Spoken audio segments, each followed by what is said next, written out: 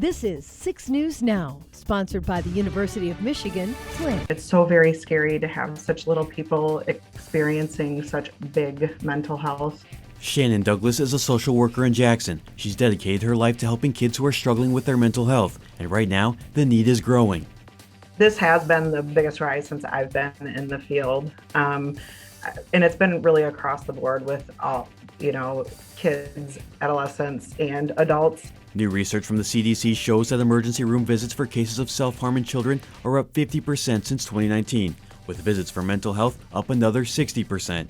Douglas says more time spent in isolation, a drop in social activities, and a lack of stability are to blame, all effects of a pandemic. We weren't set up for this. Coping skills that we used to use aren't working. It's just really different out in public now in our communities, the lack of connection. Experts say the best steps parents can take to help their kids starts with leave that open line of communication and make it okay to come and tell me if you're feeling differently. It's not a bad thing to feel that way. We don't ask to feel this way, and know that we can get help. Douglas says if symptoms last more than 2 weeks, the best way to get support is by calling 211. Here for you in Jackson, Luke Snyder, 6 News. Introducing our new redesigned 6 News mobile app. Our new app features a sleek modern design, an easy-to-navigate home screen with quick access to local news content, and a localized weather forecast. Subscribing to notifications is easier, and with one tap, you have access to recent push notifications. There are more ways to watch and find video, and a red light alert badge notifies you when we're streaming. Download or update our new local news app today. 6 News, here for you. Looking for a different kind of lunch break? Check out the Daily Digital Debrief, weekdays at 12:30 on WLNS.com and on the 6 News app. It's a little bit of news, a little bit of weather, a little bit extra. Well, we're not done with the gusty conditions just quite yet in mid-Michigan. Wind's still going to be fairly gusty even as we enter into the early portion of this evening. A live look at the Capitol right now shows the flag still moving around quite a bit in the background there. Maximum winds thus far peaking at 37 miles per hour from our sensor here. Current temperature is sitting at 46 degrees. Because of that round of showers that we saw earlier this morning, a tenth of precipitation thus far. Over to our neighbors in the west, Grand Ledge, a little bit more rain showers fell here, over 0.2 of an inch here, 42 degrees for your current temperature after a high of 61 degrees for your Sunday thus far. Some mostly cloudy skies still hanging on in the Hillsdale area, sitting right at 53 degrees, maximum winds of 34 miles per hour. In Jackson right now, similar conditions to what we were seeing in Hillsdale, 55 degrees right now, maximum winds of 41 miles per hour. We're still going to be nearing that 60 mile per hour mark as we move throughout the next couple of hours with our wind speeds. 42 right now over in the St. John's area, highs of 62 degrees for the day today. Satellite and radar shows that those rain showers that we saw earlier this morning are all well off to our east, leaving us with just some cloud cover as we move throughout the rest of the day today. We still do have the high wind warning in place. It's going to expire by the time we hit the 1 o'clock hour this afternoon, but even after that, wind's still going to be fairly gusty. Take a look at the time. 5 o'clock, we're still dealing with wind gusts of 20 to possibly even 30 miles per hour in the region. But the good news is as we move into the overnight hours tonight, wind speeds will be much more manageable for our region. Precision Cast shows no chance of precipitation as we move throughout the rest of the day today. But beginning in the very early morning hours of the day on Monday, a low pressure system is going to slide through the area, bringing us a couple of rounds of snow for the mid-Michigan region. There is a possibility for some accumulating snow just in time for not only your Monday morning commute, but also your evening commute as well. By the time this system is said and done, we're looking at anywhere between 1 to 3 inches of accumulating snow for the mid-Michigan region. In terms of temperatures as we move throughout the rest of the day today, constantly decreasing all the way down to 32 degrees for your overnight low. By the time we hit 2 p.m., we're dealing with temperatures of 47 degrees already. Your 6-day forecast shows more colder weather on the way, but it only lasts momentarily. We're at 36 degrees for your high temperature tomorrow, 39 on Tuesday, then we jump right back up into the low to mid 40s for Wednesday and Thursday before another low pressure system looks to move into the area with a couple of rounds of rain showers and possibly even more snow as we move throughout the day on Friday. Introducing our new redesigned 6 News mobile app. Our new app features a sleek, modern design, an easy-to-navigate home screen with quick access to local news content, and a localized weather forecast. Subscribing to notifications is easier, and with one tap, you have access to recent push notifications. There are more ways to watch and find video, and a red light alert badge notifies you when we're streaming. Download or update our new local news app today. 6 News, here for you. Looking for a different kind of lunch break? Check out the Daily Digital Debrief, weekdays at 12:30 on WLNS.com and on the 6 News app. It's a little bit of news, a little bit of weather, a little bit extra. Well, staying on businesses, the area's first black woman-owned bakery and cafe opened its doors today. Sweet Encounter specializes in all gluten-free desserts and foods and includes a classroom space for cooking lessons. The bakery started off with a small space inside the Middle Village Micro Market, which houses up-and-coming businesses. And now owner Nikki Thompson-Frazier is taking things to the next level with her own storefront. Thompson-Frazier says she hopes having businesses like hers in downtown will attract more people to the area. I am so happy to be here today. Again, it's a historic moment, not just for me, but I think for Lansing. I'm excited to help revitalize downtown. I think it's so important for more people to come to downtown, to help these businesses to be able to thrive. And also, there's lots of fun things to do if we can all come together and do them downtown. Thompson-Frazier was able to get her start through the Lansing Built to Last competition. In 2021, she won the contest designed to help local entrepreneurs. Introducing our new redesigned 6 News mobile app. Our new app features a sleek, modern design, an easy-to-navigate home screen with quick access to local news content, and a localized weather forecast. Subscribing to notifications is easier, and with one tap, you have access to recent push notifications. There are more ways to watch and find video, and a red light alert badge notifies you when we're streaming. Download or update our new local news app today. 6 News, here for you. Looking for a different kind of lunch break?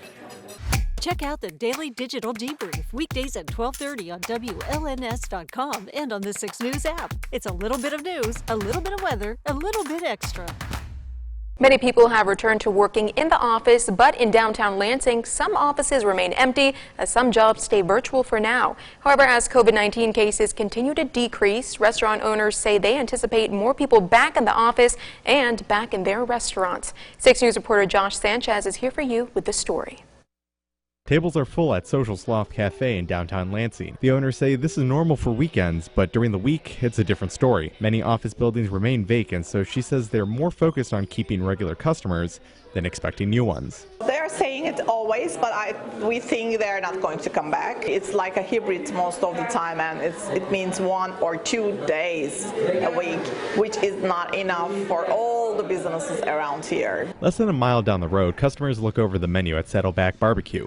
Co-owner Travis Stoliker says it's just a fraction of what the weekday lunch crowd used to look like before COVID hit.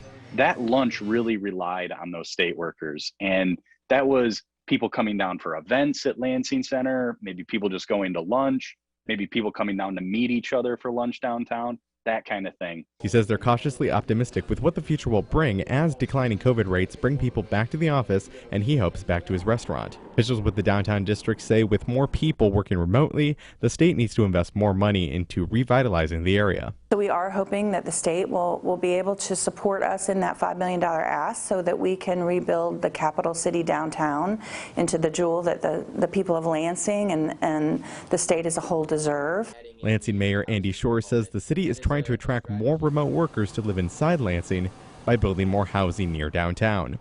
Here for you in Lansing, Josh Sanchez, 6 News.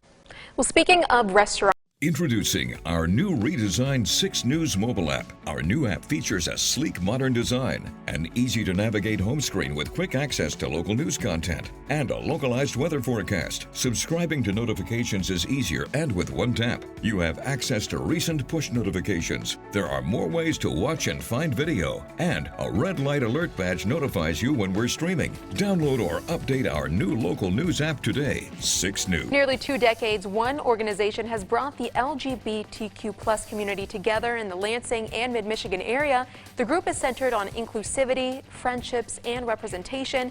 It continues to change lives and build lasting relationships one meetup at a time. Here's Sunday Spotlight on Suits and the City. Loud laughter,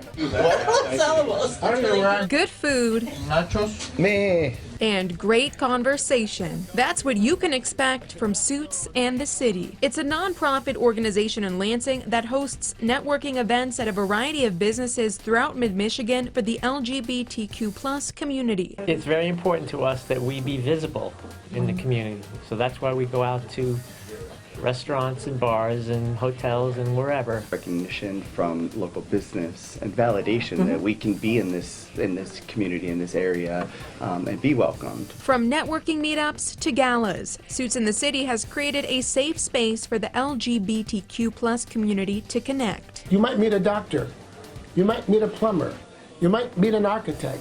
You don't know who you're going to meet. While Suits is in the name, it is not a dress code requirement. People ask, well, I don't have a suit. Do I have to wear a suit? No, you don't. We want you to be who you are. And being who you are is at the center of their mission. Shown members of the LGBTQ community that it's okay to be out there, right? It's okay to be in public, and it's okay to go to restaurants, and just be yourself. Or they can be their authentic selves. No one's going to harass them. No one's going to question them. But we will hug them with our embrace. While it is a lot of laughter and fun times, the organization doesn't shy away from deep discussions. We talk about the serious issues of the LGBTQ community, like alcoholism, drug addiction, isolation, homophobia, homelessness. Along with those discussions amongst the group, they also have discussions with state and local officials, including law enforcement. We created a professional PowerPoint, and it was very well received, not only by the police officers, which was great diversity amongst that, but by the chief and the staff. Every police officer in Lansing now knows what non-binary means. This is Suits in the City's 20th year being an organization, and for each of those years, it's given a countless number of people friendships to last a lifetime. I think for me, the opportunity to kind of rebuild those queer-friendly spaces. Suits has been the best thing that's ever happened to me socially, for sure. Suits in the City holds events on the first Wednesday of every month. If you'd like to find out how to attend, visit our website at WLNS.com and go to Sarah's Sunday Spotlight. Members say everyone is invited, whether you're a part of the LGBTQ+ community or not. Back to you. This is 6 News Now. We will begin in 60 seconds.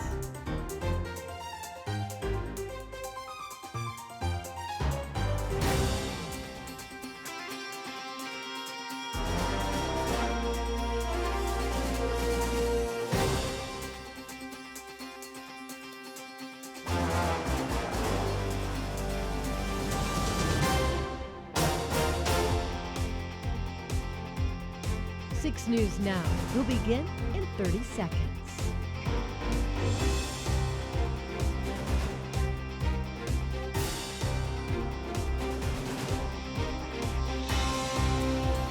Don't go anywhere. 6 News Now will begin shortly.